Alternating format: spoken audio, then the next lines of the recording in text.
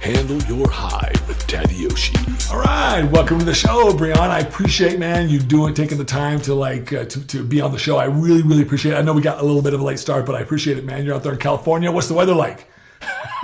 Beautiful. Yeah, man, I missed that. Today is, first of all, I appreciate you having me, Tad. I appreciate you, and good to be on. And the weather is beautiful. Man, it's we're spoiled right now because we've been having some rain in and out.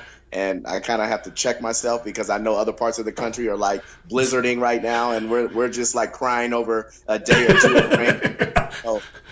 I remember California has historically needed water, like rain and shit. So I guess you guys have gotten a fair amount of water this year, right? Yeah, we have, and we've been crying about it too because we're not used to it and we don't like it, but if we need it, all good. And it, it's like.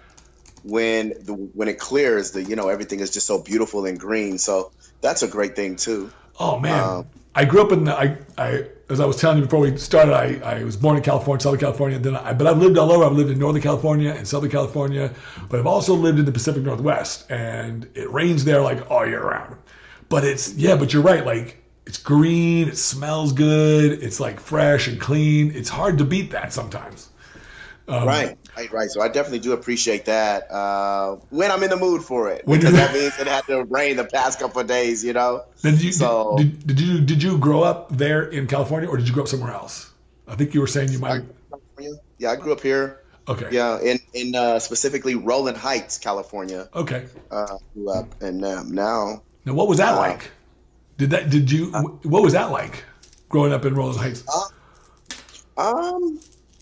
It was it was good. I think it really opened my eyes to like so many different social, economical people and groups of people and families and friends that I accumulated. I had to run the gamut, man. Asian, white friends, Indian friends, Mexican friends, black friends. I had everybody in Rowland Heights, And I think it kind of grew me up in that aspect to kind of just learn, how other cultures and how other people do it at a younger age. I was there from like 1 to 17. And then I just went to college at Iowa State. Iowa, wow, that's like California Midwest, must have been like a little bit of a culture shock. It sure was. Culture shock, weather shock, all together it was. What did you study? Sorry to interrupt, but what did you study at Iowa State? I was a performing arts major, liberal arts major. Wow, that's awesome. That is really. Dude, were you going to go I make a joke all the time that business administration and business finance was a little too challenging for me at the time, so I switched my major to performing arts, theater arts, and then I kind of just rode that wave all throughout. So were you wanting to was that acting or things of that nature? Yeah. That's cool. Yeah, what it is. Yeah. It's kind of funny because in college you have to do everything. So I was in theater. I was in dance productions, doing awesome. Ballet, doing ballet. I can see you do that. I can kind of see you do that. All those type of modern dance, jazz. I was singing in plays as well. Everything. So now I gotta assume that all that theater and all those dance background, it's got to help you on stage, right? Oh, I would definitely attribute it to that for sure. Because you have a really nice presence on stage, and as a judge, and just as somebody who appreciates the industry in general, you have a very nice presence. You display your physique very well and very nicely. What is some of your process? Do you have a process that when you practice posing, or do you incorporate some of those kinds of things that you may have learned in college, or tell me a little bit about that? Well, yeah, I think it's important to kind of project. I think as bodybuilders, we can kind of get wrapped up in a 16-week prep, and kind of when we're on stage, we can say, oh, okay, this is all about me. I've been pretty much by myself and with myself for all these weeks and focusing on myself. But we got to understand that now when showtime comes, we have to project to the judges. Mm-hmm. We have to project to the audience when we're doing our routines,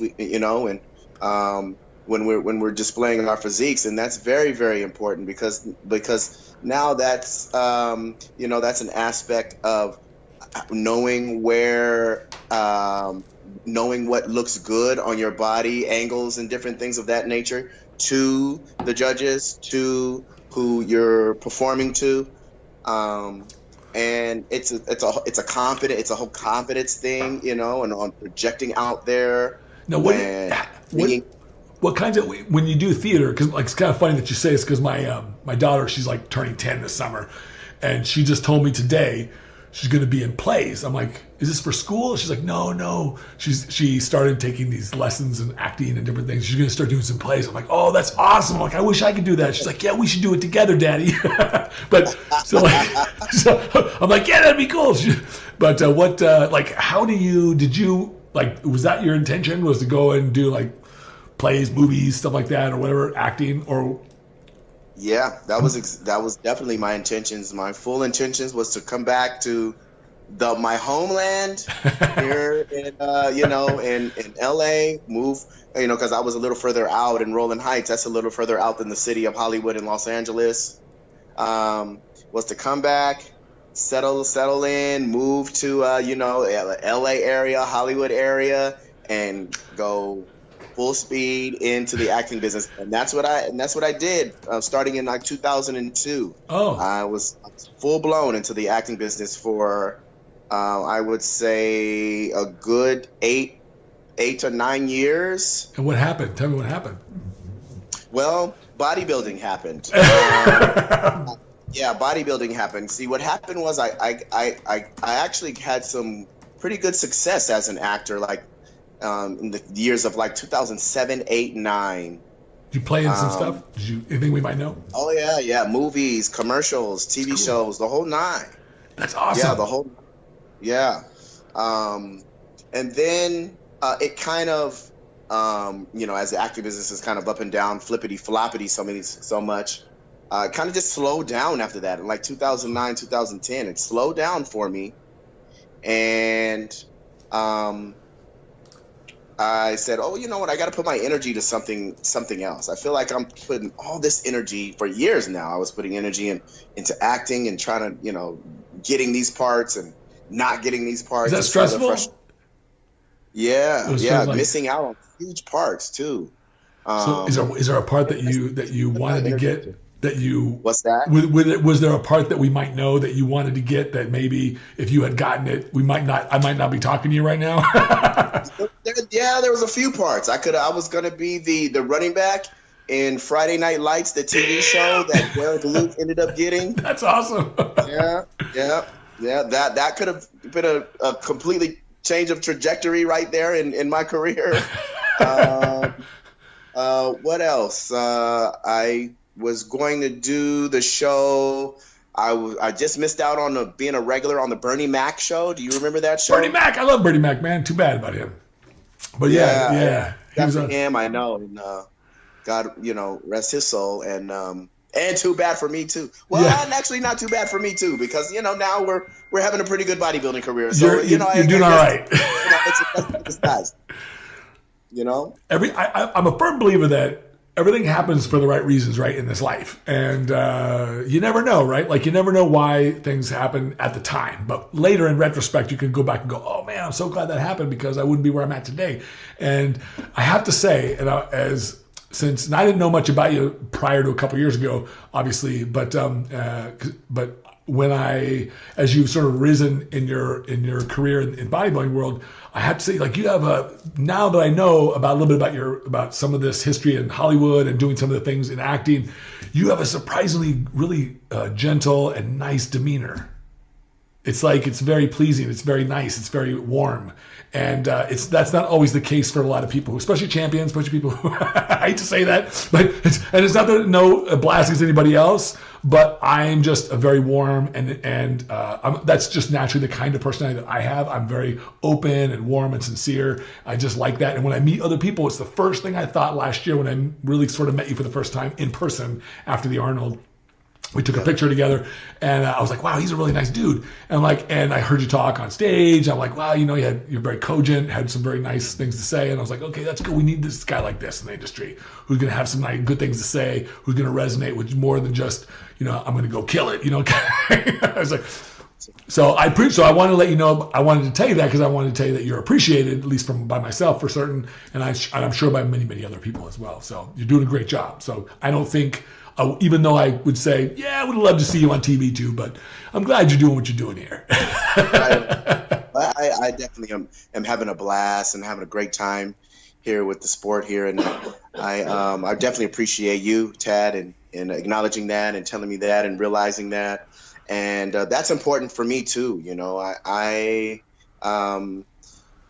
it kind of changed my way of the thought process of the industry when I kind of ran into it early on, and ran into some people that weren't as genuine and as warm and compassionate maybe as I would have liked them to be. And then I said, oh, you know what? That's definitely, as I become a champion, I'm definitely not going to have that type of demeanor. I'm going to have a different personality in this whole thing. Not that I was going to put it on, but that I was going to forever always be conscientious of how I'm treating people. Very important to me. And also, it doesn't help that I have just great parents, and my upbringing was wonderful, and they will still check me if I'm not. Now, are you close with your mom and your dad? I'm assuming you are. Oh, yeah, very much so. So who are you closer to, your mom or your dad? Just curious. Oh, I would probably say mom. Of course, if I had to choose and say somebody closer. I mean, it's a loaded question. I don't. It's not like you love one more than the other, but sometimes people have a tighter relationship. That's all. You know, I could have guessed that. I could have guessed that just because the kind of personality that you have a very, like I said, a very warm and a genuine personality. And everyone that I've met, because I'm very tight with my mom too. Like, I'm close. I talk to her about everything. I love my mom, and I feel very, very fortunate to have her as a mother. And but she's also one of those moms that was standoff. Like, she'd back off. When I got into college, she's like, Tad, I'm your mother, but I can't tell you what to do anymore. But if you want my advice, you're gonna have to come to me and ask me. I'm not gonna interject it because I don't feel like it's my place. And I'm like, okay. So what is it like with your mom? Like, how does she check you? Like, because my mom only did that once. And it's funny you say that because as I was growing up, my mom was the strict one. She was a lot stricter than my dad. I would go to your dad's like this party. I would ask my mom, to go places, parties or whatever. I knew she would say no, and sure enough she did. And then I would kind of go back behind her and ask my dad, can you talk to mom? He said no. Can you kind of talk to her? It's going to be this way. And dad would kind of, make her feel good about wherever I was going or whatever. And then I'd end up going. So it's funny that I say that I'm closer to my mom, and that maybe that's why, because it was a little bit because of the strictness and because of the discipline. And now as an adult, I kind of just really appreciate it that much, as I know I could have been a knucklehead and had all kind of problems growing up if I didn't have the discipline and the strict motherhood that she brought to the table. But I also remember, her telling me when I went away to college, she was like, well, I'll tell you what. I raised you right, and I know I did, but if you get into any kind of trouble, and if it's your fault, I can just let the jailhouse take care of you, and I'm not going to be there to bail you out because you know better. So I remember my gotta love her for that. Hey man, that's good, man. That's good truth, man. Because I think as parent, because I'm a parent, I have a daughter, and it's raising kids in today's world in any era is not an easy thing. And you have to, at some point, have some faith that, hey, man, I did my job right. I did it good. I did as good as I knew how. And I'm letting them go in the world. Hopefully, things are going to go good. I know my mom had similar kinds of conversations with me, although I remember having one conversation that reminds me of this. I was in high school. It was kind of a weird conversation because I remember I'm studying in my room. I'm 15 years old. I just started bodybuilding, right? And I'm I was thinking everything was all about bodybuilding, okay? And my mom comes in and she puts a thing of condoms on my desk, and she's like, Tad, I can't stop you from doing the things I know you probably want to do. You're getting to this age. And she's like, I just don't want you to do anything stupid. You know how I feel about this kind of stuff. I don't think you should be doing this until you're really, really ready. But just in case you don't have no kids, so she's like, I don't want you to do anything dumb. And I'm like, oh, Mom, like, I don't need to talk about this. She said, just in case you don't have any already, I want you to have stuff. Right. So, but that's good, man. That's the kind of honesty I think I always have with my mom. And so I appreciate that. And, absolutely. So now, does she live? Me not having any kids right now, you know, I know that I'm gonna. I just know from all this experience that I'm having, I'm going to be the type of parent that I know I want to be, at least, you know. But the scary thing about it, man, is just that kids have to learn on their own. Yeah. Some time. That's so scary, and I know it is, and I know you know firsthand, and you can understand. One of the biggest things one of the biggest things I think that most parents and I know that we all struggle with as a parent, because we want to see our children do well. We don't want them to be harmed. We don't want them to be injured or hurt in any way, emotionally or anything else. And we want life to be good to them. And so we try to protect them in some ways. But the more you protect, the more you disable. Because when you just can't, it's like building a fence around your house, right? Like, it'll work, but it doesn't really. But if you go outside the fence, then you're exposed, and you better be able to protect yourself, right? You better be wise enough, smart enough to be able to make the right choices. And the only way to do that is through experience. You got to let the kids go out there and fall on their face and fall on their bike and like get up and that's the only way to learn how to ride, right? Like, you got to get out there and start doing it. You just want to keep them away from like making big mistakes.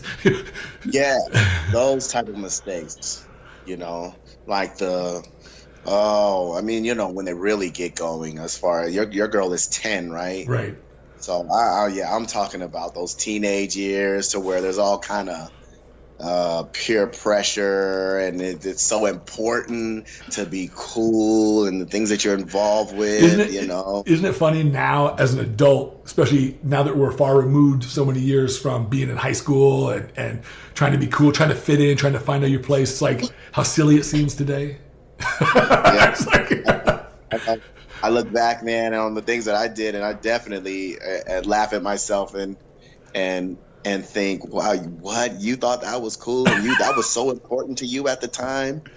So funny. I know. What now? Did you so now that do you ever plan on, like, maybe do you ever entertain like going back and doing some more acting stuff or doing more of that kind of stuff? Because it seems like you should. It seems to me that the bodybuilding career may actually help infuse it, because so many more people know about you and that kind of thing. Maybe, I don't know, but you tell me. Yeah, I mean, I'm dipping and dabbing in it now as we speak. I have a movie coming out actually this summer. Oh, that's really that I shot last year, in and out of shows. Oh, nice. You know? Okay, can we? What's the movie? Can you tell? It's called Trade. I could put it out there right now because, you know, Trade. we're already advertising it. Yes, it's called Trade. What is it about? TRAD. Oh, I don't know if I should tell you all that, Tad. I just tell you that just to hide this. Yeah, I'll just tell you that it's about the transgender world. Oh, wow. And, okay. Higher class, lower class, middle class, transgender world, and all of that. Wow. So is it a? Yeah. Are you one of the main characters, or what can we expect to see in there of you? I am. I play one of the pimps. Now, why do they got to make you into a pimp?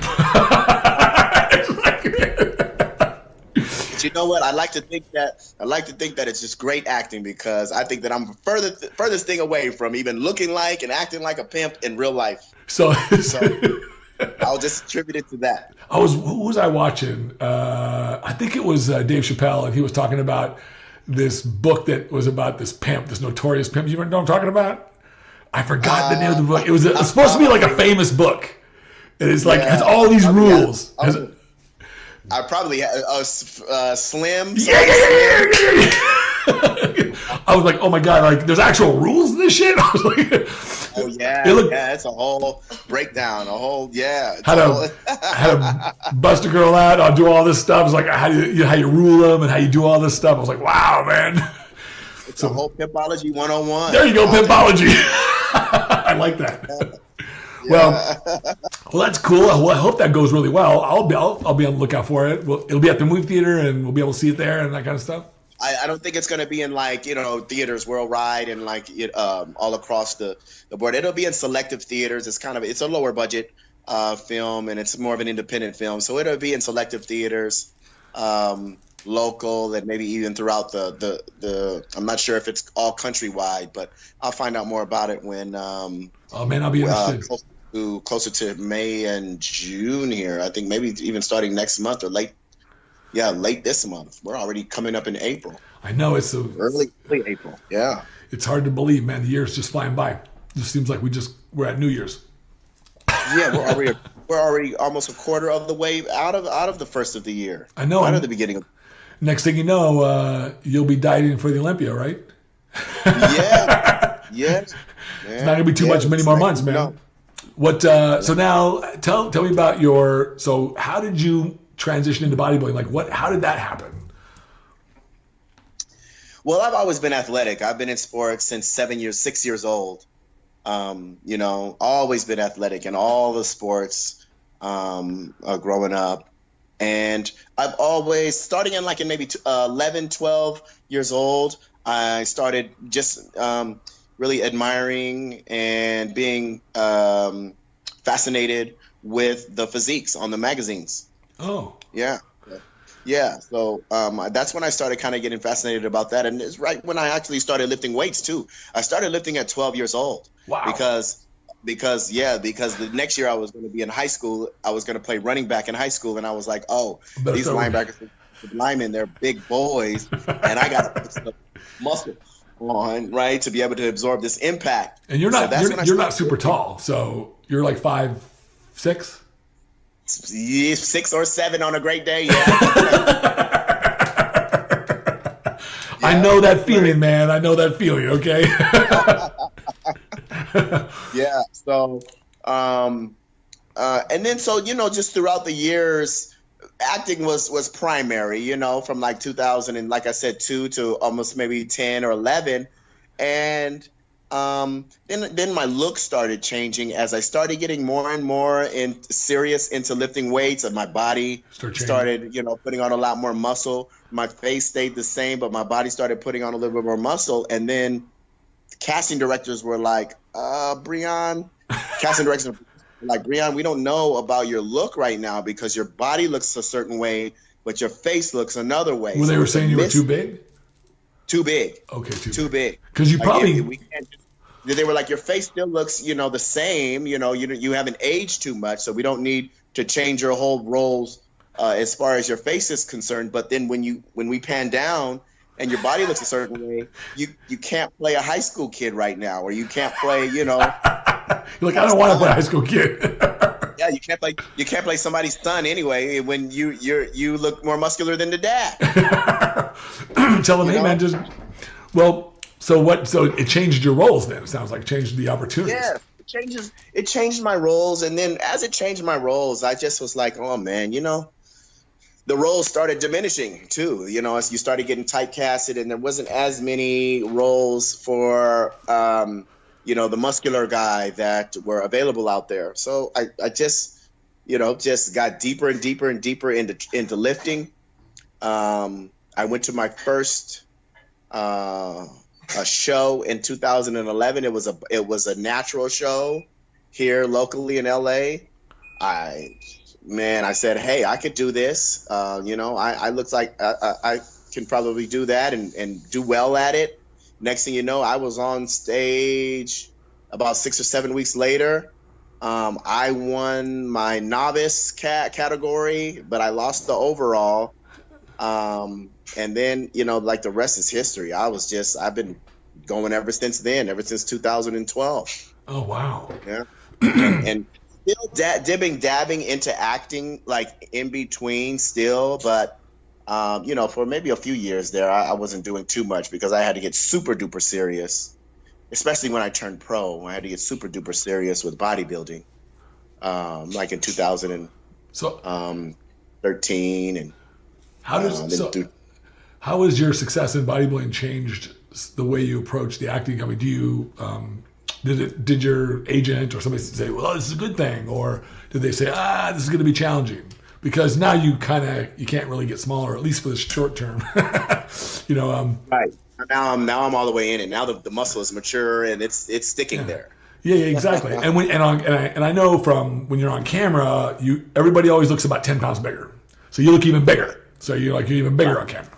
And so you make normal people kind of look small. And that could be in the way, I imagine. So how is that? Is that? I mean, I'm sure there's got to be a way, because I mean, shit, The Rock can get movies, but he's The Rock, of course. But I just, you just get in where you fit in. There's still roles and there's still parts out there for everybody, and there's still parts for the muscular guy, for me. There's definitely stuff out there still that I can get involved with and do, and that I have been. So I will never let my SAG card go. Good. Always have it. I always want to dib and dab into it. Who knows, after the bodybuilding career is over, then I'll really dib and dab into it even more so. And I also, my goal, Tad, is to really like bring bodybuilding and to really help the sport go mainstream. Yes. I think that's my calling. So maybe in the likes of Arnold, I can help bring it mainstream, through that industry too. And if not that industry, just from my voice and my platform and how I can help it. I think you are a good candidate for that, because you do have a very nice, like I said, a good demeanor. You have a good ethos with the audience, and so I'm curious, like, have you found that some of your fans in bodybuilding remember you from some of the work you've done? I'm just curious if anybody's ever mentioned anything. Say, hey man, I think I saw you one day. Yeah, they have, and also I posted a few things when I was in. When I did this Mountain Dew commercial in 2008, and I posted some things, and they were like, "Oh man, I remember you. That was you." Cool. And then some people that they left a message on the comments on an Instagram post that they saw me in the Fast and Furious, the one after Tokyo Drift, the third one. Okay. I was in the fourth one. You were in the fourth one. Oh shit! Yeah. Damn, that's cool. So. Yeah, there's some that recognize what I've done out there in that world. Well, what's the moving forward in this next couple of years? What's the most exciting things that are coming to you right now that you are most excited about? Not necessarily acting or bodybuilding, but just anything in general that's exciting for you. I think, it's definitely directly related to the bodybuilding, because that's just number one in my world right now. And I just think it's just having an impact and being of inspiration and motivation, like worldwide. I've just seen how I've been able to touch and impact people on that cool? Level, and it's amazing. It is. It's amazing. I tell people, I was just having this conversation with somebody else, and I said, look, man, some of the athletes today who are really on the high end of the scale in terms of they're the champions, the people like yourself, they have such a wonderful, wonderful opportunity to have so much joy in their life by uplifting others. It's like, man, like you have no idea, but instead and I don't mean to point any fingers because I'm not pointing at any particular person, but sometimes what happens is it gets all turned inwards. You're not doing this, of course, but it does happen, and I don't blame them for it, but it can happen where it's all about me, and then all of a sudden you lose. And I'm sure it feels great to be all about yourself, and that's great too. But you miss out on this larger pie that's out there for because someday. The truth is this, that there will come a day when you aren't relevant on the stage, right? Like we all get this way. Like no one lasts forever on stage, right? We all have to have a relevancy beyond that. And I'm of the mindset that says, man, you can maintain relevancy by being loved. And people love you not just because of your physique, but because of who you are. people don't love Arnold because of all the Mr. Olympias. They love him because of the movies and the message and what this persona that he's built over the last 40 years, you know, in the public eye. And when you have this opportunity, it's like, man, like, take advantage. It's like, it's a great one. So, I mean, it sounds like you really have your eye on taking advantage of that kind of opportunity. Yeah, I absolutely do. You know, like I said, I understand about the, you know, you really have to take advantage of your platform, and it's not going to be forever. So when you do have it, man, try to be as impactful out there to as many as you can, positively as you can, because that's really, you know, we know that really makes us feel something. That just makes us feel so wonderful. That just makes us feel so great. All the joy. How can you be really? You're still, you know, with all the titles and all that, but if you're not extending yourself, if you're not, you know, making yourself be available to them, and you aren't well loved, and you aren't appreciated, then I don't think you can truly experience the happiness, and you really. You're not even truly taking advantage and really biting down on the worth of being a champion, or the worth of being something that, you know, if you keep it in, it's all about extension, and it's all about outreach. It's like you multiply the joy, you multiply all the wonderful benefits of this experience by sharing. Right? Like, I was just thinking about this today. I'm coming home from the gym, and I see this guy who I always see standing he stands right in, I live in Wilmette, and it's the North Shore of Chicago. It's kind of an affluent area. So it's the same guy that I see standing, always begging for money. He's this black guy, he's heavy set, and he's always got the same clothes on. And I was like, man, I didn't have time to go over. I was going to go over to him and talk to him. I just wanted to talk to him because nobody talks to him. You just, and I thought, man, so to me, and I kept thinking to myself, I got some money in my wallet. I was going to give him 20 or whatever, $40, whatever I had in my wallet. And but I just didn't have time. I'll probably do it tomorrow. But I thought, man, I remember a day when I wouldn't have done that. And the reason why I even thought of that today was because I thought to myself, that money's doing no good in my wallet. Yeah. It's like no good. It's doing no good. It's going to sit there for like, I don't know how long. I don't spend money. I really don't spend that much money. But it's doing no good there. And so somebody told me, one of my Islamic friends who I train with, he's one of my clients, he was talking about merits, and they have this thing with merits in the Islamic faith and the Muslim faith, and you do merits. It's good. It's like when somebody is, and I may be misquoting this or something, but what came across to me was when somebody's putting you down or somebody's doing something bad against you, so to speak, you do good to them because it's like you're turning it all around. Like nothing bad is really happening. It's like, I like that idea. That no matter what anybody else does, no matter what, it's like, man, I can take what we normally define as a loss. If I give this homeless guy $20 or $40 or whatever it is, in my old way of thinking, it would have been like, oh, I don't have the $40 or whatever it is. And it's like, but instead, I'm actually getting, like, I'm trying to redefine my life from this standpoint. It's like, it's not about me losing something. I'm actually gaining something. It's kind of the same. I hear the same sentiment in what you're talking about. Like, man, you have this great platform, you have this wonderful career, and you have an opportunity to give, but what you're giving, but you're really, really receiving. Yes, you know what I mean? absolutely. In the long run.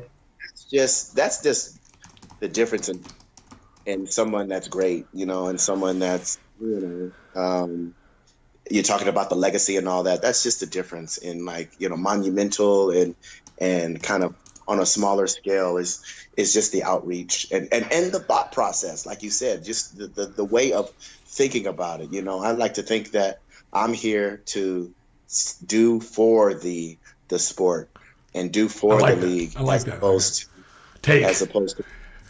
to take from it. And what can it do for me? You know, I mean, it's going to give to you. Life gives to us, but I think it's in direct proportion to what we give. It's just my thought. Speaking of legacy, like when you think of legacy, and I mean, how old are you now? Like you're what, 30-ish? I don't know. I will be 38. Damn. Late this. Damn. Okay. Well, good. Well, I totally miscalculated. You look young, so that's good. I appreciate it. What do you, when you think of legacy, like what do you think about? Because you have several, it's not just bodybuilding for you. I see you as a multifaceted kind of an individual. So you're acting and some of the things. What's legacy for you mean? Well, that's it means to me just kind of just transcending far beyond just the physique. What did Breon stand for? How was he to the people? How was was he encouraging? Was he approachable? So you think about this. Did he kind of I really want to kind of, like I said, change the game as far as growth in our sport, monetarily, all across the board, and really help making it, educating people about our sport and the people in it.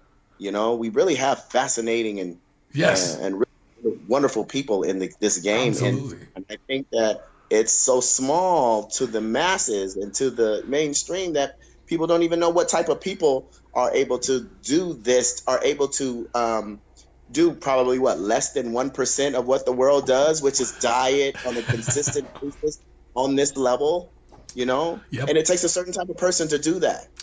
You're absolutely right. It also, I think, takes a certain kind of person, not just to do this lifestyle, but to be the kind of champion that you're talking about, that gives and that offers. Not everybody's cut out for it. Not everybody's cut out to be, and it's not because they couldn't. It's because they choose not to. They're choosing it. And it's okay to choose what you want to choose in this life. That's why we're here.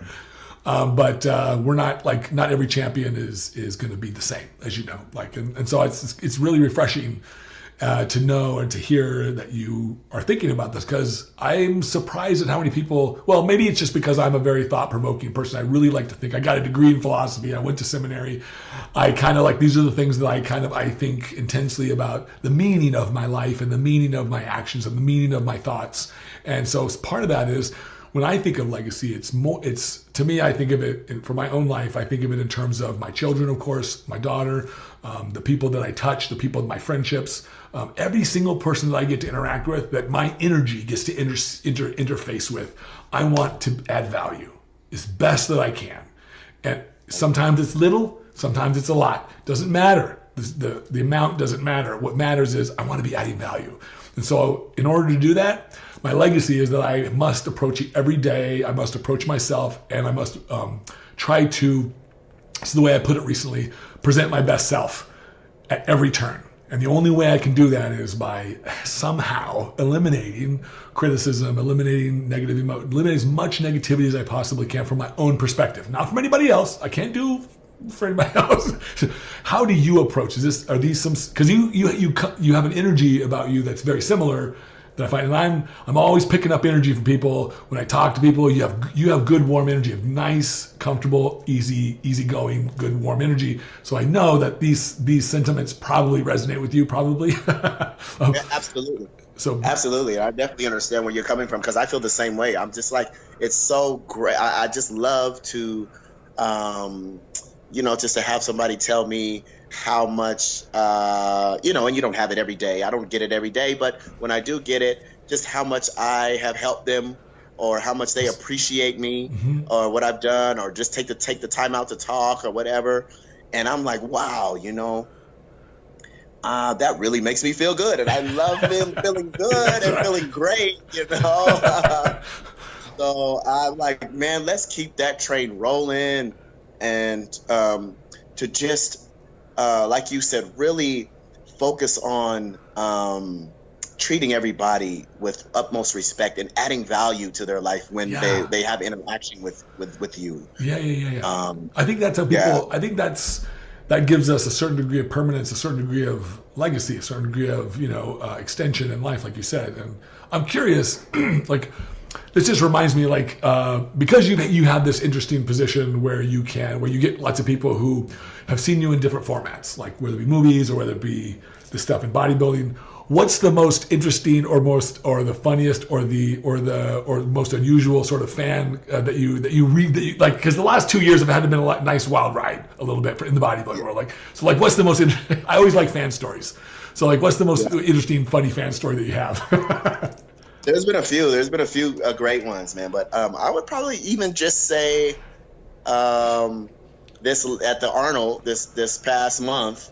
A man and his girlfriend, they brought power cakes to me because they know I love pancakes.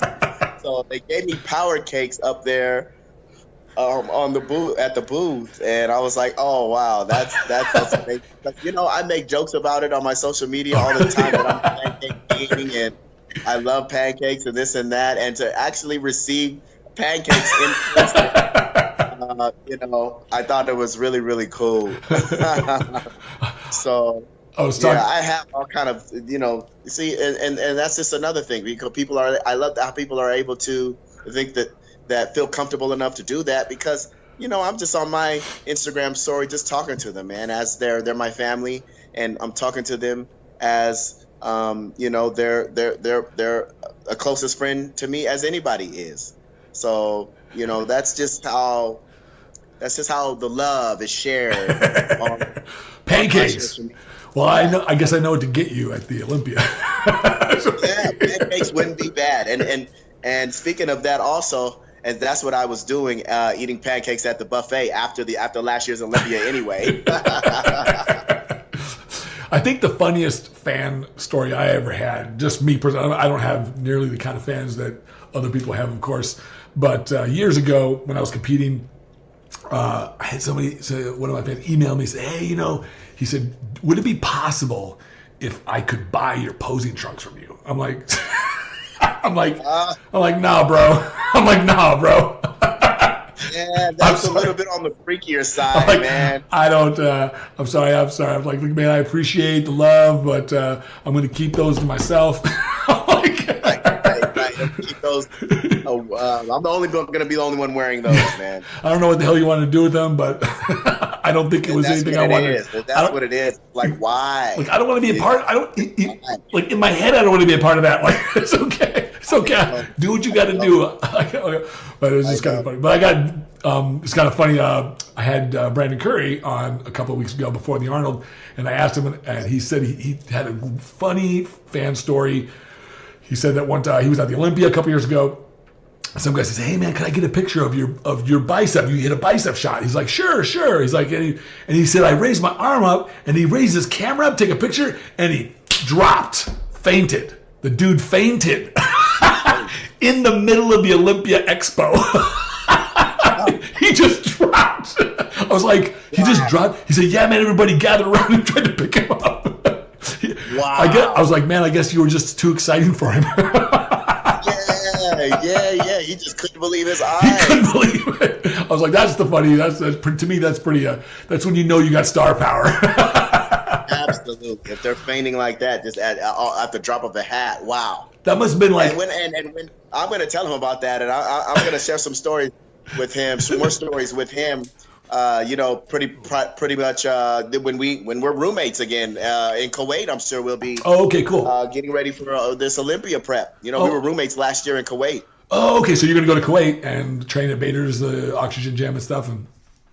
Yeah, I'll probably do that again this year. Awesome. Yeah, I like Bader. He's a great guy, and Brandon is awesome. I've known him since he was an amateur. He's a cool dude. I love him to death. He's awesome, and.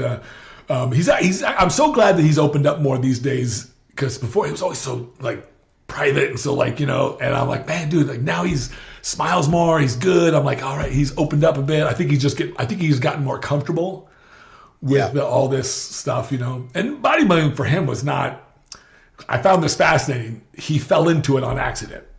It's like most of us like, oh man, I want to do that. Like that's what happened to me, man. I'm going to do that because I felt the need to change myself to become something, right?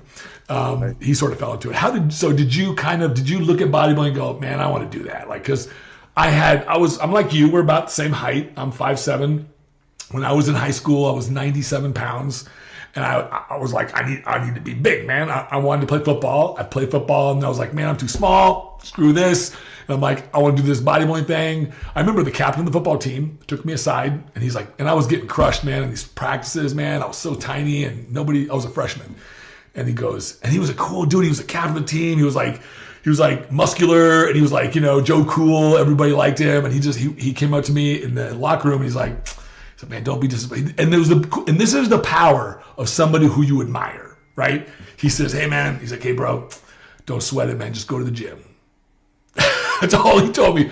That one comment, oh man, like I was inspired, man. So I soon after that, I dedicated my whole extra time to bodybuilding, and that's when I turned bodybuilding. But so how did you get inspired by somebody or by some event or by some? Because for me, it was like I looked in the mirror, man. I was so small.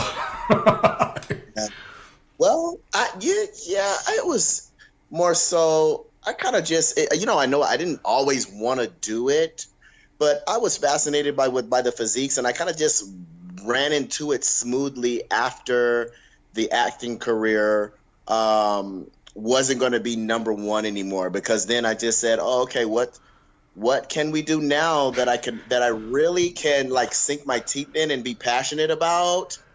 You know? You have a really nice physique. So did somebody tell you, hey man, like you should do this? Like, because you got good structure. Well, see, I was a trainer at 24 Hour Fitness for in 2010 and 11, and every single day, almost every day, people were saying, "Hey man, do you compete? Hey man, do you compete? Do you compete? Do you compete? Do you compete?" I was getting it every day for almost 2 years. Damn, I got to compete so I can say yes. And I was like, man, well, like if I look the part like this to where everybody's coming up. Let me go see what this whole thing is about. That's when I went to that natural show in 2011, and then I was like, oh wow, I think I could be pretty good at that. You size everybody up, and then there it went. But I think it was just maybe just a smoother transition because I was pretty good at sports. I was strong as a lighter guy. Like we had in high school, we had even the records of who would deadlift so much, who would bench so much, who would clean so much, who would do this, and I was up there as with the big guys as far as strength is concerned. That's awesome. Yeah. So I was always pretty muscular, and I was always pretty strong. So I said, well, I guess this strength, can translate into good muscle. Being a bodybuilder. So I said, well, let's see what this is about, and let's go at it, And then that's when it clicked. That's when it clicked after I did the first show in 2012. I said, okay, you know what? I am enjoying this. This is fun. The process of doing this and seeing my body change, was a great time. I want to do this. I want to turn pro. I want to be Mr. Olympia one day. And then what did it feel like to actually do all that? In short order. Amazing. Yeah, amazing, because it was pretty quickly there. Able to be Mr. Olympia in 5 years after I was able to turn pro. Well, it was 4 years. I was able to get 2017. Yeah, I turned pro in 2013. Wow. So just 4 years after was just incredible. To turn pro quickly was incredible. And, naturally, if you're good at something, you're going to have a great time, right? You're going to have more fun with it. So, I don't know. I don't know. Maybe not. Maybe some people I find just have a very different perspective on what they do. Some people naturally move towards like criticism. They'll have a great experience, like they'll accomplish something, but then they want to criticize some piece of it because it wasn't quite perfect. I get it, but you don't strike me like that at all. But it would be atypical. I guess what I mean by that is maybe I should have taken it a step further. As I guess when you reach some type of notoriety with it or some kind of fame with it. Oh, I'm sure. Then things can change because they don't like how people dissect them all day long. And they'd rather be to themselves with their passion and what they love. Now, speaking of which, that reminds me. This always ends up being someone on the topic list, but. When you prep for a show, like especially like the Olympia, like especially like this year, or even doesn't matter if it's this year or not, but do you kind of fade back from social media? You don't strike me as a person who is insecure or who takes criticism hard, but some people do. Some people really, they just like they get off social media for like 2 months and they prep, and because if they're in the limelight, then you got all your haters. You suck, or you're gonna get kicked in your ass. Someone's gonna beat you. Blah blah blah. Okay. You know, like okay, yay, I love you too. You know, it's like what? How do you approach it? Yeah, and I get all that. You know, I get all that when I see all the comments that whoever they like C-Bum or whoever they like out there. You know, I'll just do a regular post or something, and they'll say, "Oh, you're not going to win it this year," or "This is not your year," or "You need to do this," or they'll criticize. So it's all good. You know, I just know that that's their problem, not a my problem. That's right. That's right. You know, but no, I don't definitely shy away from social media. I might even get even more into it.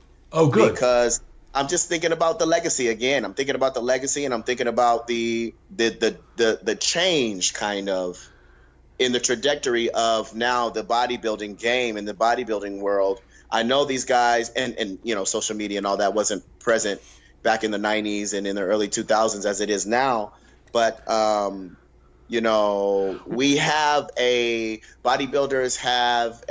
do have a stereotype of not being the friendliest when we're prepping and when we're dieting, and I like to say that, hey, it doesn't have to be that way, guys. We're still drinking 1 to 2 gallons of water. We're still eating 5, 6, 7 meals a day. Why do we have to be miserable, and why do we have to make the world think that we're miserable because we're doing something? Well, precisely. I was never all that miserable when I prepped. I asked my ex-wives, maybe they'll tell you something different, but I never felt like I was. but it can be a rough process, yes. But today, I tell a lot of my athletes, I say, look, man, you today, in this day and age, when you're prepping, it doesn't matter what level you're prepping at, man, it's an advantage to have social media. It is such an advantage, especially for somebody like yourself who's competing at the Olympia, at the Arnold, these kinds of big shows, where when all the heat is on, that's when you want to be present. That's how you form a legacy. That's how you form the connections. And you're not going to form those connections with everybody. Some people are just not going to like you. That's okay. It's okay. As a matter of fact, I think that you gain more respect by confronting your haters in a loving, positive way and saying, "Hey, man, you're entitled to your opinion. Hey, man, good luck to whoever you like, but I'm gonna do my best to keep what I got, to do what I got to do." And I think that to me shows a lot of maturity. That to me shows that, and you utilize the platform, the social media platform, to be able to advance your cause.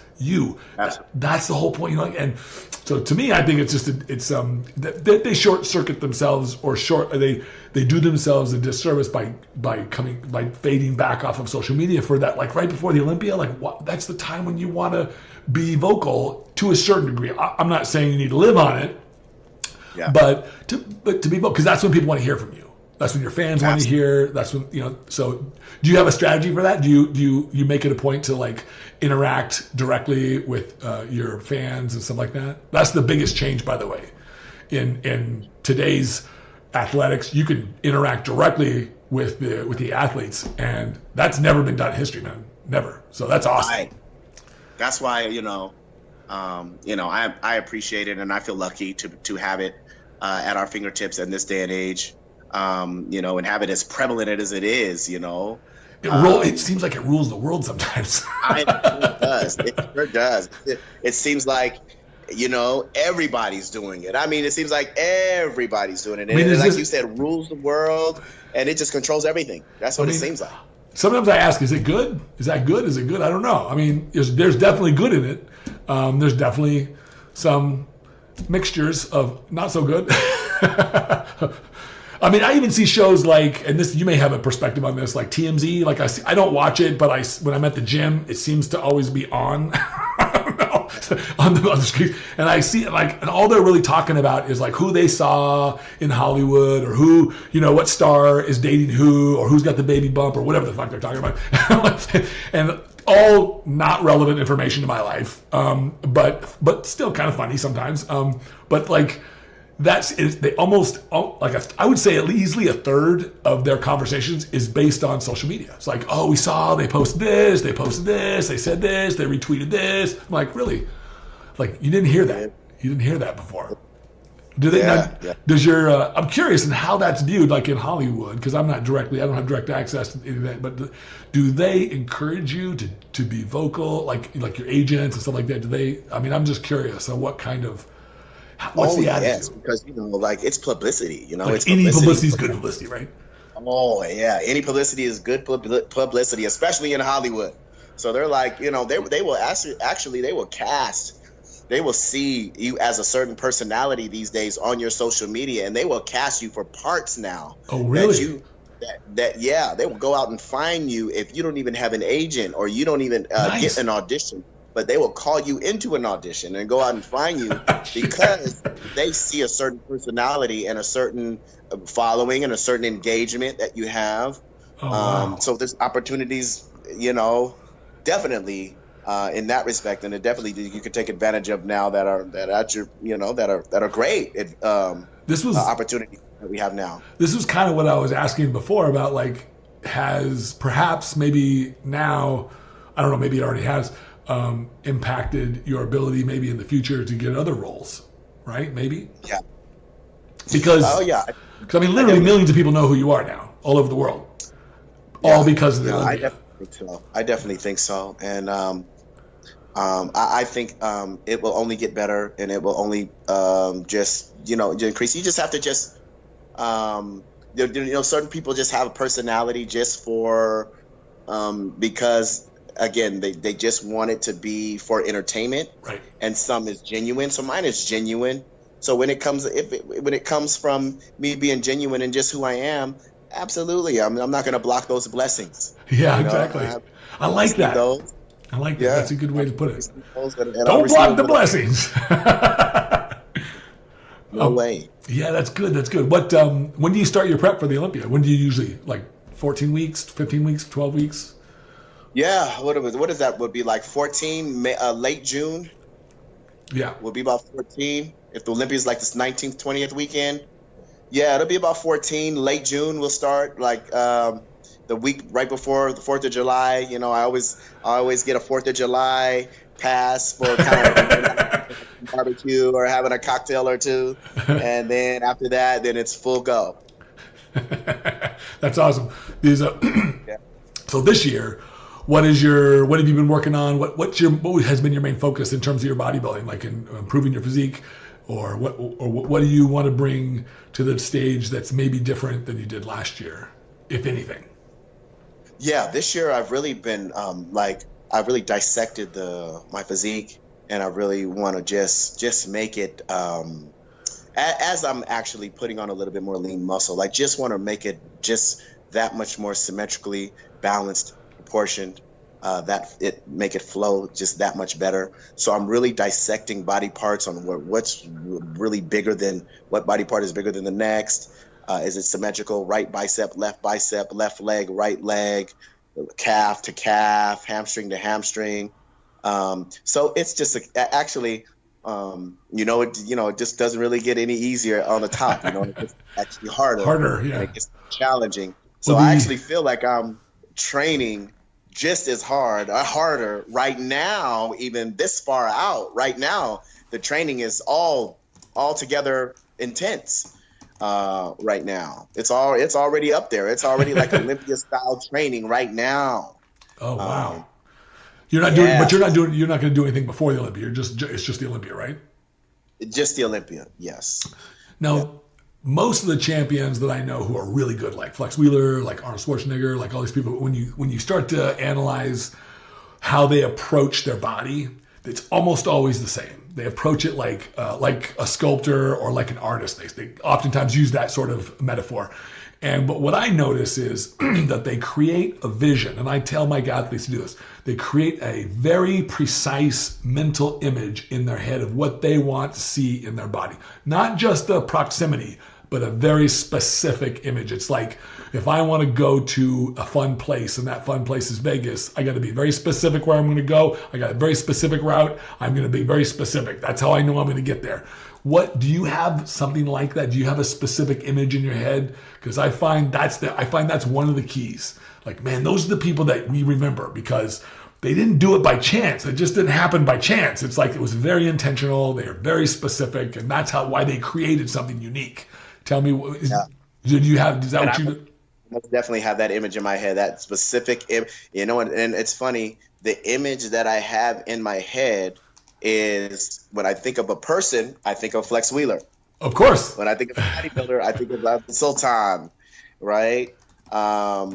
And I even think of, a smaller version, obviously, because I'll be at about 180 to 185 pounds of a look like that, but even more, that's even more sharp and even more conditioned, and that's even more razor sharp with it. And so that's kind of the image that I have as far as the sculpted symmetry and balance.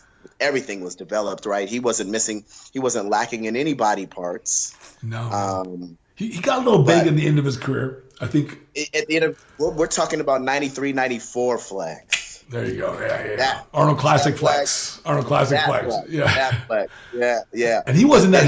He wasn't as heavy as people thought. Like at that time, he wasn't, because he got pretty big. I remember, and I think when he won the Arnold Classic, I think he was 227 pounds. Yeah, I don't think he was. That's it. But he looked bigger. And he just looked beautiful. I was like, wow, man, this is like perfect. That's when I think my physique is the same way, because I think I come in at 180 pounds, and I'm able to kind of hold my own muscularity wise to guys up there that are 225, 230. What's your limit? What your height? Your limit is what? It's actually 180. So how do you keep that? It's like, I would think it'd be easy to bubble that over, it would not be hard at all to just like tip that over for you. Yeah. Well, I just do what it takes to get down to that weight. Do what it takes. It's a little bit more cardio, obviously. It's dieting harder. It's just do what it takes. But I feel like I'm definitely looking forward to the challenge this time of putting on a little bit more muscle and coming down to the same exact weight. So that means I have to get drier. That means I have to be even more sharp. What's your weight in the off season? Like, what are you now? Oh, I'm around 208 now at the end of the day. So is that what you like to be in the off season? You like to be somewhere in that 210, 205 to 210 range, or you just play? That's about good. Yeah, that's about good with me as far as even able to keep my shape and some conditioning and some strength. So that's about good with me. Okay, yeah. I was just curious because a lot of people are different. Like, it's easier when you keep yourself close because you don't look like you get really like fat or anything like that. You don't get really super out of shape or anything like that. It doesn't look like to me. Has it always been? I mean, what would it look like if a classic guy did too? Well, like maybe the open guys can get away with that. Well, a little bit more thicker and heftier, but not classic. There's a really big disadvantage, especially for classic guys, because you got to have that tight look, but the dermis, the skin, is an organ, and it's got to stretch to accommodate the body. And if you start morphing it to like 240, 50, I know I did that. I was 272 at my heaviest, and I was not fat, and that is hard to come down. It is hard to get that skin to look wrapped again. So so you want to keep that weight close. You want only weight coming on that was good weight. Now, I never had to worry about weight. Like, I could always just get as big as I want because I was in bodybuilding and we didn't have classic at the time. And but when classic came around, I was too big. I remember someone said, "Oh, you gonna do classic?" I'm like, I can't fit into that class. I'm like, I was dying. I was killing myself to get just to the light heavies to 198 and a quarter. Literally, I always look my best at 210 or 215 to 217. So the pictures I post, if I post a prep picture or a contest picture, it's like I'm about 212 to 215, and that's where I look my best. I felt, of course, in my world it was always bigger is better, but not always. In your world, it's not. Who do you like in your division, in the classic division? Who do you like? And who besides myself? I mean, besides yourself, of course you gotta love yourself, man. Like that's everything starts with self-love, brother. Right. I mean, who do you admire? Who do you look at when you? We have some talent, man. Steve is definitely George, Steve, You know, I know they're going to be on my heels at Olympia for sure. Well, I think Steve might have to do a few more shows to qualify, I think, actually. Does he? I think so, because you don't get, you know, he got second, and we're on a point system now in classics. Yeah, so. you're right. You're correct. Yeah. He'll probably get it. I'm sure he'll get it. I'm sure he'll get it.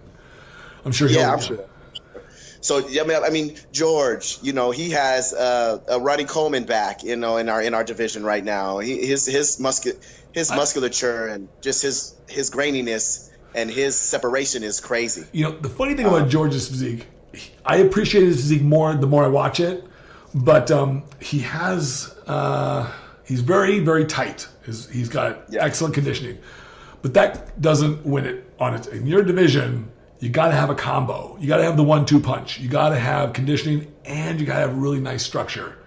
You just have to. There's no way around it, because there's too many guys like yourself, like Steve, who just have wonderful structure, and you're not going to beat it. You can't just show, you're just not going to, just by being bigger or harder, not going to do it.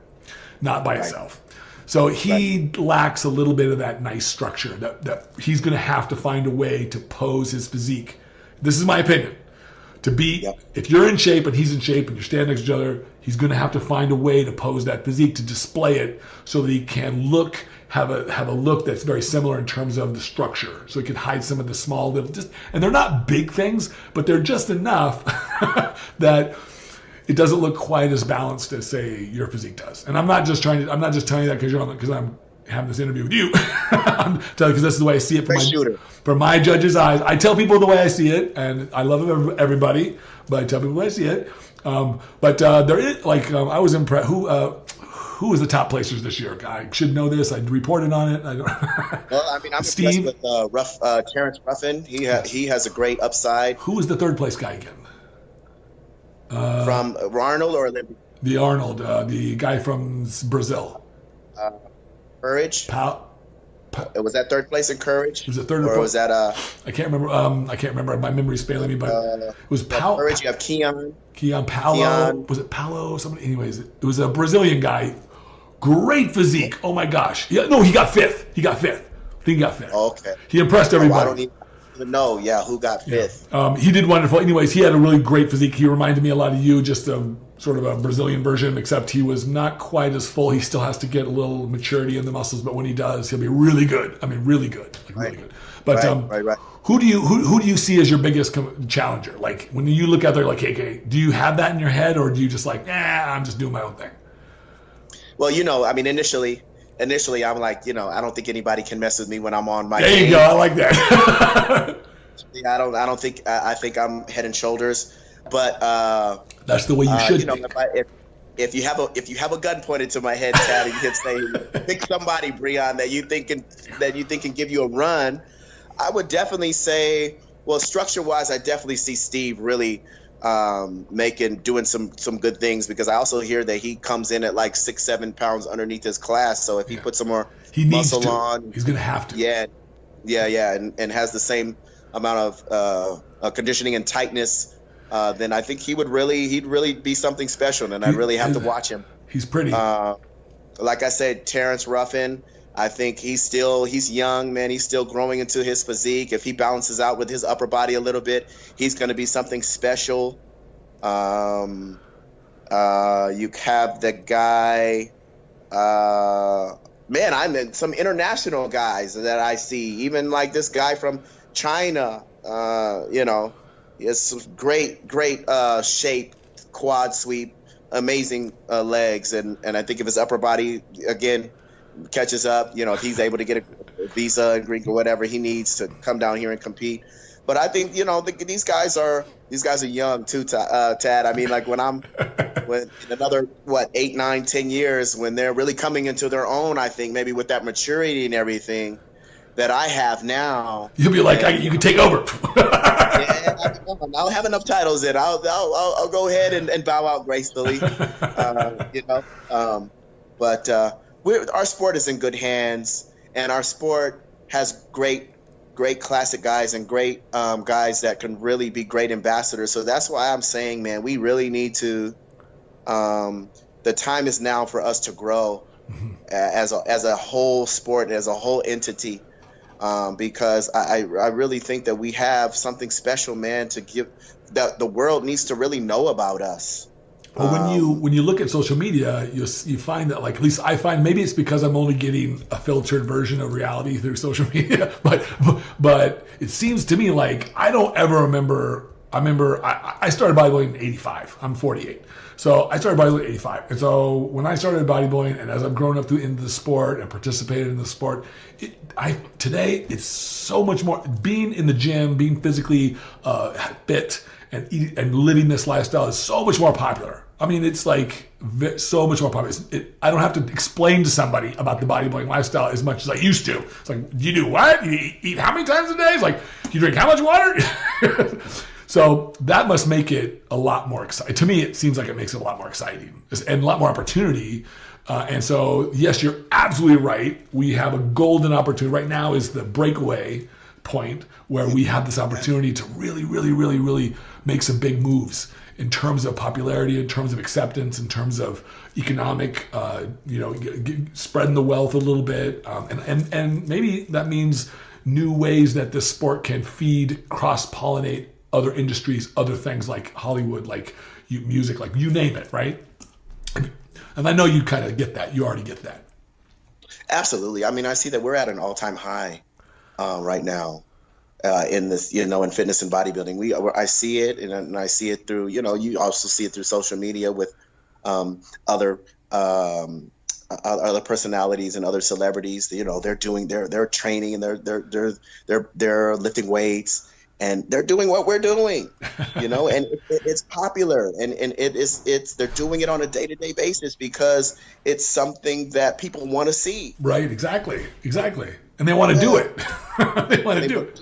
They want to do it, and it's fun, and it has all kind of aspects to it that are, maybe a little superficial, but also positive. Also, this entire life is superficial, unless you're like a philosopher or a monk. Right, so it's okay. It's okay for whatever reason. But the main thing is that we're at an all-time high, man, and we have so much to offer this sport. We have so much to offer the world, right? And I think as far as sponsors, we need Pepsi to be involved with us. What's up with that? Why aren't they involved with us? We need all Nike, all the major sponsors out there to know about us.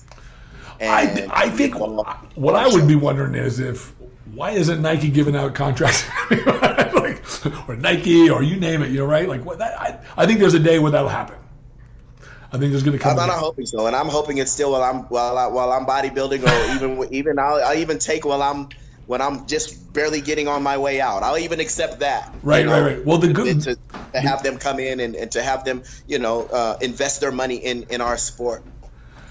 Well, absolutely. I think right now we have this really nice. We're getting to that point where, because of social media, and I hate to keep bringing up social media, but it's the truth. The truth is that you can, just about anybody has this exposure to millions of people if you're relevant, right? And so you don't have to be at the behest of the gateway keepers, what used to be gateway keepers, like in the media or magazines or TV or radio. They were the gatekeepers. Like, you didn't become popular if they didn't like you, right? Right. So now you can become known, and for your ideas, for your physique, for your whatever, for your beliefs, just by putting it out there. And that, to me, that was when I remember when in the 90s, and I helped sell internet technologies for Oracle. And when I first got out of graduate school, that was my first sort of job. And I was really successful at it. I helped start up companies in the Bay Area, and I was making all kinds of money. I quit it because I didn't like it. I wanted to turn my life towards my passions. But what I realized really quickly was what was most exciting for me was that the internet provided one golden opportunity, and that was that you and I, as individuals, as nobodies, people who we're not world leaders, we don't control media companies or newspapers, or you and I can take an idea and we can talk about it, and we can tell anybody we want about it, millions of people, and we can get that message out in seconds, and nobody can stop us. Nobody can. Now, of course, today, you got Twitter banning people. You got Instagram. Like, to me, it really smells of fascism. But okay, it's their business. But my point is, it's exciting. Like, that to me was exciting. And I feel like bodybuilding is at that. We're really now starting to grab a hold of some of these things, and I hope that a lot of the younger athletes coming in, a lot of the people coming into the sport, and not just bodybuilding, but anything, can see this and we can really use this to our advantage and not to our disadvantage. Absolutely. And I think we are. I think for the most part we are. So for you, what's the most exciting piece of being the Classic Mr. Olympia? Like, what was it for you? Because I was going to ask you this because I've never actually asked that question to somebody. So it's just like, aside from winning the title, but I remember watching you win, and I remember thinking, I want to ask him after a day or two, because it's not just getting the trophy. There's a whole process of experiences that you have that following week, right? Like, what stands out to you? Help everybody understand, experience that with you. What was that like for you? Yeah, I just think that when it all when the smoke clears, and you're really to think about everything and kind of reflect, it's just, you think about, you really kind of just give yourself a pat on the back and tell yourself congratulations for the journey that you've been through. You just think of this, just the whole process of when you first started, all the different incremental processes that you've been through. You think of all the tough times, for sure, all the things that you had to overcome, and it's kind of just like, wow, it wasn't so bad. And you just think that I'm glad I went through these hardships, and I'm glad I'm glad to hear you say that. Because look at what it has gotten me now. Look at what I was able to earn from it, and look how I was able to endure. And then again, right after that, I go to, well, now I can send a message out there on what I've been through. Look what I've been able to accomplish, and that somebody else out there can most definitely do the same things and feel the same way as well. I know. I remember seeing that weekend when you first won, and it seemed to me like every time I would see you wherever we were at, and I was thinking, and you just had a smile on your face, and I was like, man, that must. I was like, it's gonna probably be hard to peel that off his face for a week. Right. It must have been. I'm a smiley guy anyway, so when the victory comes, you're definitely not going to be able to feel it. When it must have felt. Did it feel like, man, this was easier than the acting thing? Man, I mean, because you spent 10 years doing the acting thing, right? Trying to push. Sure. Just a different arena, a different arena altogether, But not easier than the acting thing. No, I wouldn't say that. Physically, a lot harder. Right. No, see, a lot harder, and physically and mentally than the acting thing. Really? How do you mean? What do you mean mentally? I would think that acting might be mentally challenging. I could be wrong. Acting, it is mentally challenging, but I just mean to actually, on some days to just physically go out, get outside, and go to the gym and train hard when you might have a headache, or you don't feel like it. You're hungry. It's not mealtime yet, but you got to go train, and then it'll be mealtime after that. Or just going through posing when it's hot, and you're hungry, and you're trying to ask God to please give you some energy. You're getting desperate when you're getting divine, when you go into the divine. It's God, Lord, please give me some energy to do this. Please get me through this. Because the thing is, Tad, it's like now I'm a certain way to where I am not satisfied unless I'm going into the gym and I have a hell of a workout. I made that workout count. Good. So if I'm not making that workout, it's not enough for me to just be like, okay, I'm not feeling well today. Let me go ahead and go to the gym, move around a little bit, and then I'll get going. And then, if I have a little resistance in there, then we're good. Then that was a success. Oh, no. I have to really, at this point in time right now, I have to really Feel the pain. do some great things in there to feel satisfied and feel accomplished and complete. Right. You know, and that's a big feat when you're not feeling 100%, when you're not feeling 100% at all, you know, and you have to really do some great things in there for yourself. That's a big deal. You know, that's really tough on the mind, and that's really something that you have to really kind of be so strong minded in that aspect.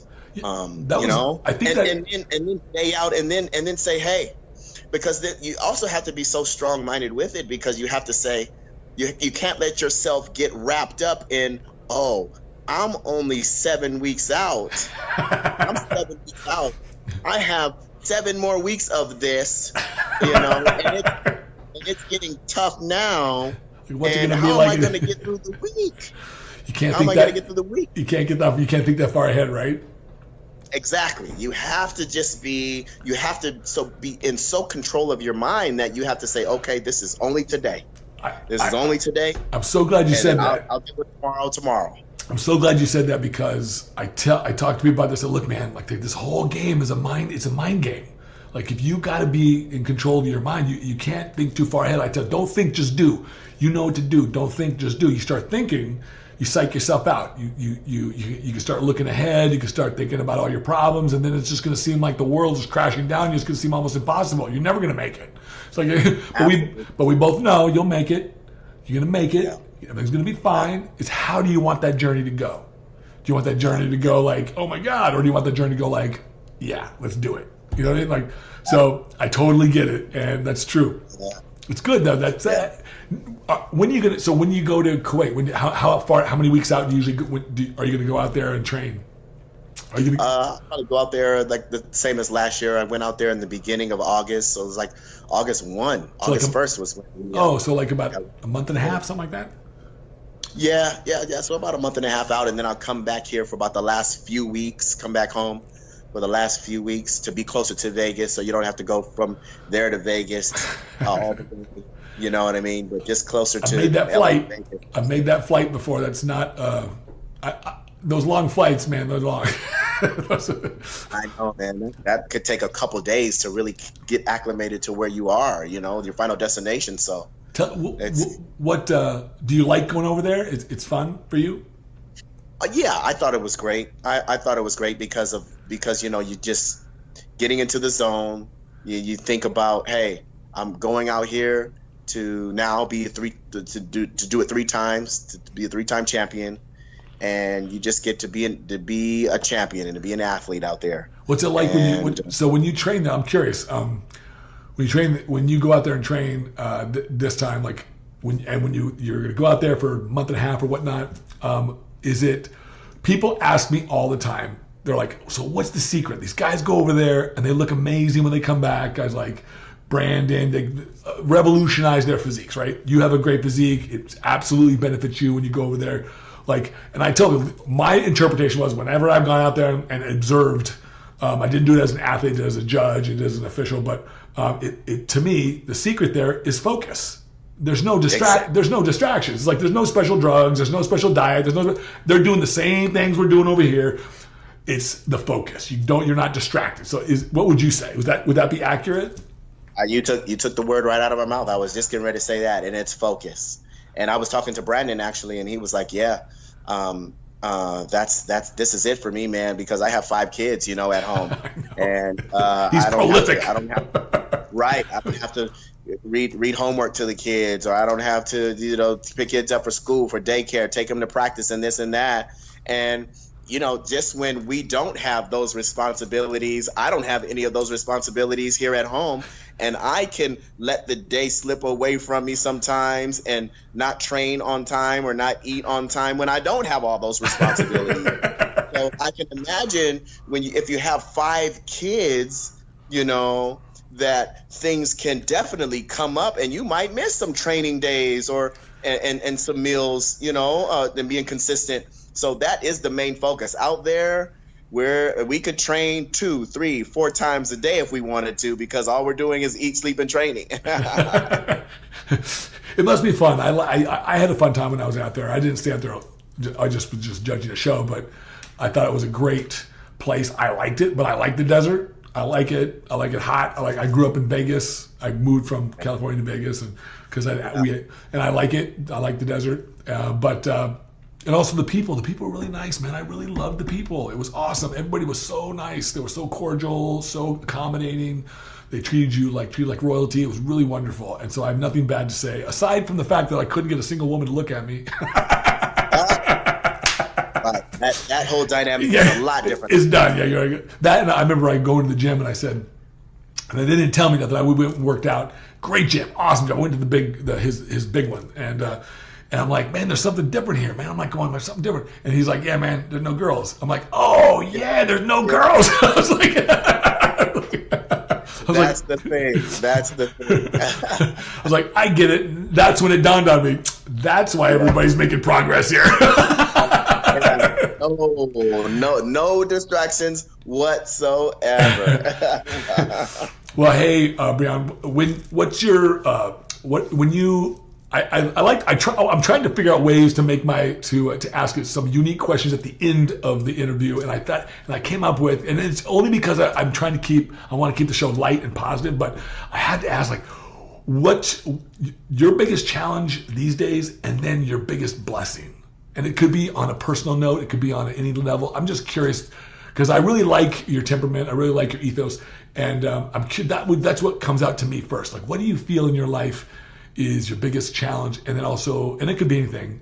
It doesn't have to be related to bodybuilding. And then the follow up is, what's your biggest blessing? What do you feel in your heart is your biggest blessing?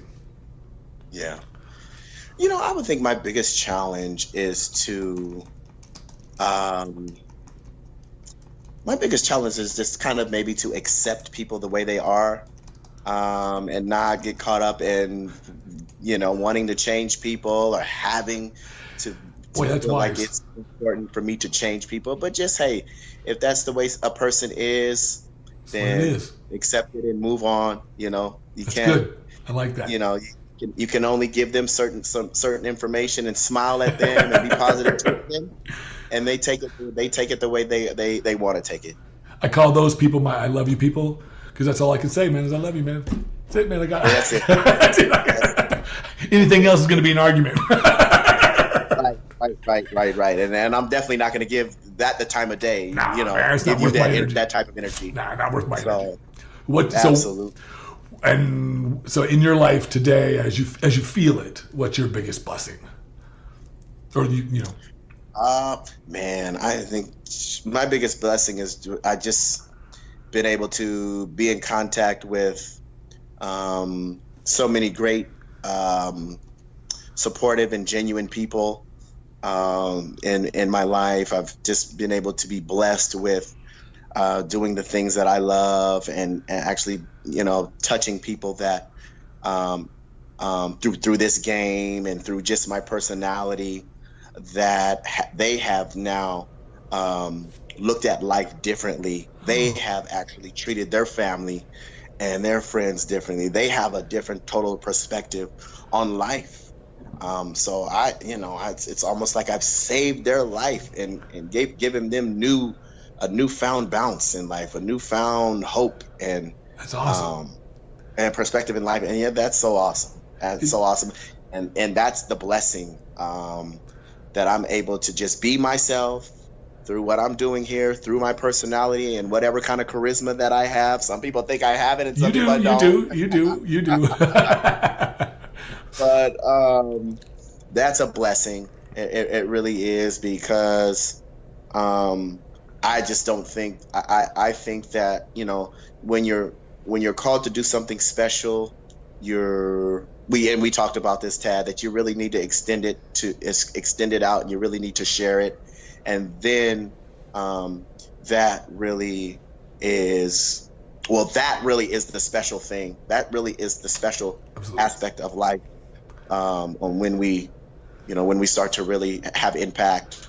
It was told to me once in this way. I'm not going to get it exactly perfect the way that it was told to me, but the sentiment is very similar. It's that what we give or what we receive, the blessings that we receive, the things that we receive, the friendships, the love, the whatever it is, we get the opportunity to take it, add to it, and then put it back out there. Absolutely. And to me, man, that's beautiful. Like, oh, that's what it's about, right? Like, that's beautiful. Like, because you feel we add our bells and whistles to it, and then we give it back in another form. In another form, and then somebody else gets to take it, and they get to add their uniqueness to it, and they get to send it back out there. Hopefully, they don't want to hoard it. I know.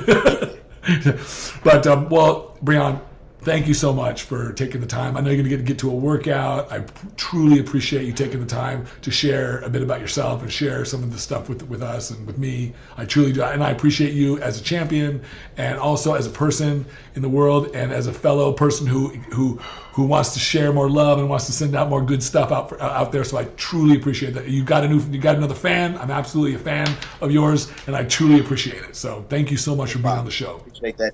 I really, really do. I really do appreciate that. Thank you for having me on. It was fun, man. Yeah, my pleasure, really man. time. Stay on the line real quick. When I end this, stay on the line real quick. I'm gonna so don't hang up just real quick. But thank you so much for being on the show, and I'll send you the stuff when I get it all published out. But thank you so much. That'll work. Thank you for having me, man, and we'll be back to have some more fun. Thank you. Absolutely. Handle your high with Tadayoshi.